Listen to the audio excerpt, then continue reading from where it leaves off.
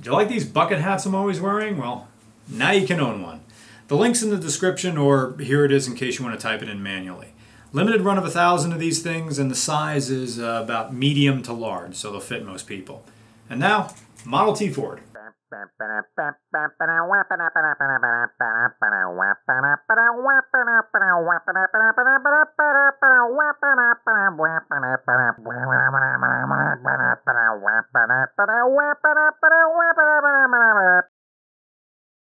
Choo-choo, look at me. I drive a T. I'm into steampunk 10 years too late. Chugga chugga, aren't I adorable? I can do something you can't do. Wanna know what it is? Wanna know what it is? Make your grandpa happy. Awooga! I am traversing via personal ground transportation.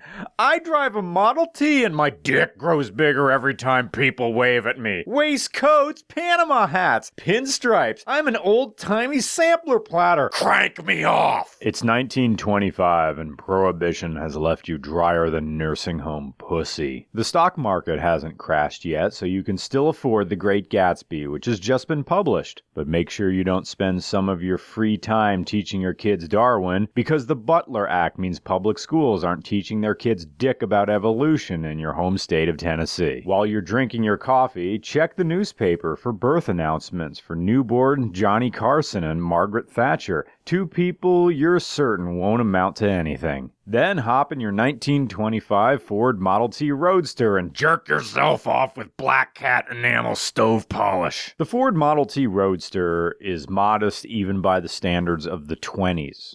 The 1920s. It's between 2.2 liters and 2.4 liters. Right. Because bore and stroke weren't standardized, so it's somewhere between those engine displacements. And it has a top speed around 42 miles per hour, gas mileage in the 10 to 15 mile per gallon range, and a transmission that... What the hell's a transmission? Okay, I guess we should sort of talk about this because I'm not sure how to explain this without making some kind of interactive VR walkthrough. Basically, this is a manual transmission, but only uses 2 gears. The first gear is a planetary gear set, while the second gear is direct drive. How about we just let Justin, who owns this car, just tell you? And then you can watch me learn to drive it. So,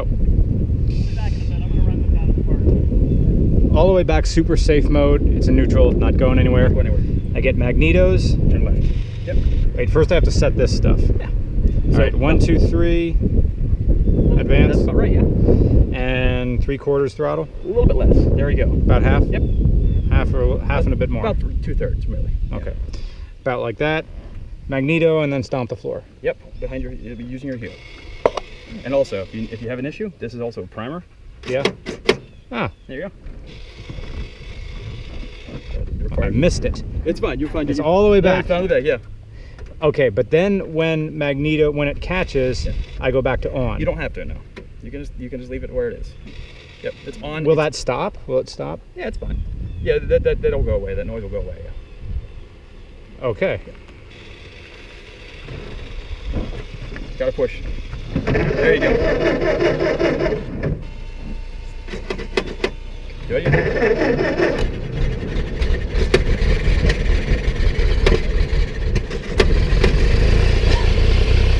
There you go.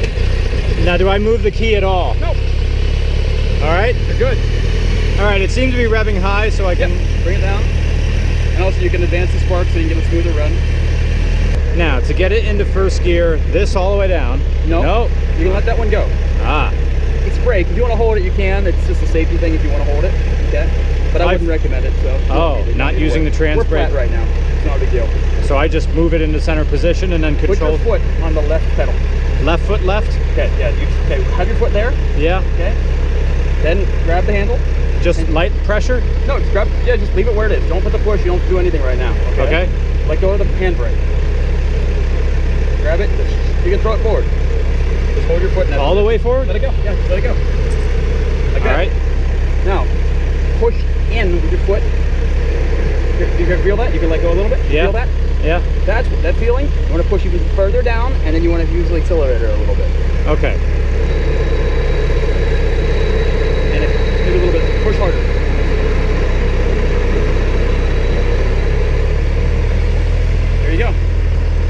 right, so it is and isn't a clutch. Yes. There are two types of clutches on this, essentially. Now, if I want to hold it here, well, it stopped. Yeah, but pull back midway. Yeah. Right there. Try to. Yeah, you have to kind of twist it. You gotta have to expand the ratchet out a bit. So yeah, there you go. Okay, you can let go of your foot. Oh no. You keep it right there. Yeah. Make sure it ratchets in and holds. Yep, you're good. Let go. It's kind of holding and kind of not. Try to do that with the ratchet itself. Really hold the ratchet back? Yeah, there you go. Okay. You can let go of your foot. All right. Now it's in neutral, just sitting. Okay. Okay. If you were to release it entirely, it would have went in second gear. Now, if we started rolling back, I'd pull it all the way back to... Or press on the transition brake. Okay. What happens if I press it now? Nothing. It'll hold you. Okay. All right. So let's try moving again and turning this time. Make sure you have your foot on that you can actually use first gear right now. You don't have to release that thing all the way.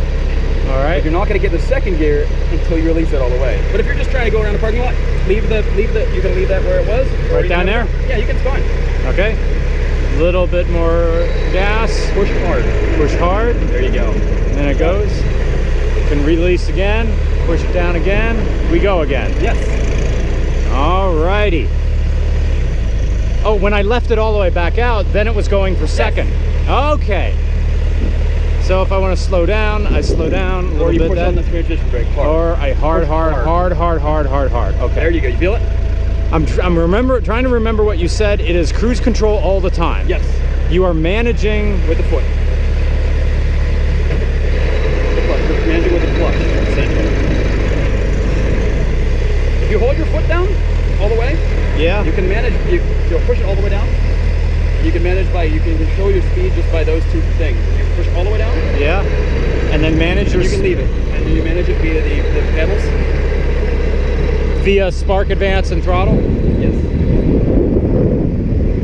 The factory transmission bands wear very easily, but Justin uses Kevlar bands, which tend to hold up longer and better than the original cotton ones too. But even then, the engine shares the same oil with a transmission, like a motorcycle, thanks to a sump system. This increases the risk of transmission band wear, which is problematic enough as it is. Luckily, Justin put in an aftermarket filter to catch any rocks and stones or particulates and bits of cotton caused by transmission band wear. So it's not as bad as theoretically it could be. With that said, the sump system creates issues of its own. Long story short, if you're going up a hill too long, the sump system means you risk starving the engine. You can see this as we're filming him going up a hill. You see him jerk the car from right to left, and I don't know what he was doing. What he's doing is trying to slosh fuel from one side of the tank and the other side of the tank because there is no fuel pump. It's a gravity feed down to the carburetor. So he's trying to get fuel in the direction of the engine. So if you have to go up a really steep hill, gas can't get to the carburetor at all. So a lot of people with Model Ts who have to go up steep hills have to reverse up the hill. Because what that does is it puts the fuel tank higher than the engine. So gravity works in your favor then. Your love of cars has to be perverse to want a Model T, just to put up with the hassle of owning one, much less actually driving it. From how he takes care of it, you can tell Justin put a lot into keeping this thing on the road. He bought it off a friend whose late father worked in the audio industry, and since then, the only real modifications he's made to this Model T, other than an aftermarket mirror and the filter, are a tail light, yes, that was an option, and the Ford badge on. By the way, Justin's passion is reflective of the passion that went into making these cars. These were all hand-built, which means there's variants that you don't see in the machine-built era. Each Model T is different in tiny imperceptible ways, like snowflakes and fecal matter. Granted, the car also wobbles a bit at 30 miles an hour, and it wobbles at all miles an hour. You think, oh, it has great ground clearance, so that means it's going to be smooth. Nope. You drive along a smooth road, and a Model T goes, and then you drive along a bumpy road, and the car goes, and then you drive over grass, and a Model T feels the same no matter what surface you're driving on. This isn't the Titanic, and I'm not talking nearer my God to thee, literally. Some things are just meant to be enjoyed like a hot cup of coffee with that girl you met on Blunder. Nice and slow, savoring the moment. not rushing to get to the other side of the experience, even though you're not particularly interested in her story and her possessive ex-boyfriend, because after all, men aren't possessive of women. Men are possessive of experiences. Guys want to be the only person in their circle to have the experience they had. Otherwise, you can't really brag about that experience anymore. You're suddenly festering with jealousy and resentment because an experience you thought was unique to you has already been enjoyed by someone else. But that's not the case with a Model T Roadster. The Roadster is meant to be enjoyed by everyone with a mind towards actually learning this labyrinth of functionality. For every Bernie bro who thinks he can LS swap anything, I'm sure there are plenty of people who love to get some Flowmaster Super 44s on here. There are 1,000 more just like Justin who can enjoy an afternoon drive without having to break the sound barrier. Horsepower?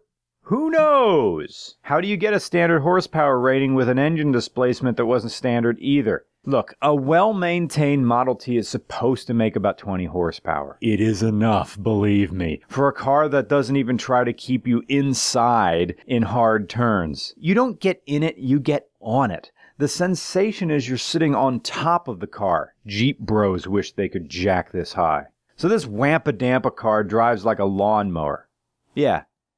If you get the chance to drive a Model T, don't think car.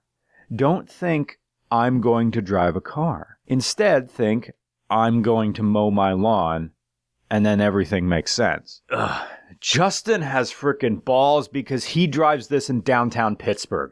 He has learned a Model T enough that he can drive it in modern traffic. With RCR, there have been a lot of people who think they can impress me with aggressive displays of engine revving and donut looping. But that doesn't get it done. The best way to impress me is with attentive, focused driving. It's not that a person should never give her the beans, but simply that there is something to be said for just enjoying the ride. It's a huge cliche to talk about how life is about the journey. That's every mediocre pop song. But in a world of bro car culture, wouldn't a lot of us be better off just cruising the open road without keeping only a paper-thin layer between enjoyment and our own mortality? But a Model T is a rolling museum piece because it's not just representative of the way people got around, it's representative of the way people thought about transportation. The Model T, remember this, the Model T was built for a world with no roads. It was also built for a much smaller road. A Model T is like a car with cruise control that you can't take off. It goes a speed. The world of the Model T was made for a world without paved roads. This is a large garden tractor with no PTO or mower deck. Not that Model Ts didn't. I'm pretty sure plenty of Model Ts had PTOs on them.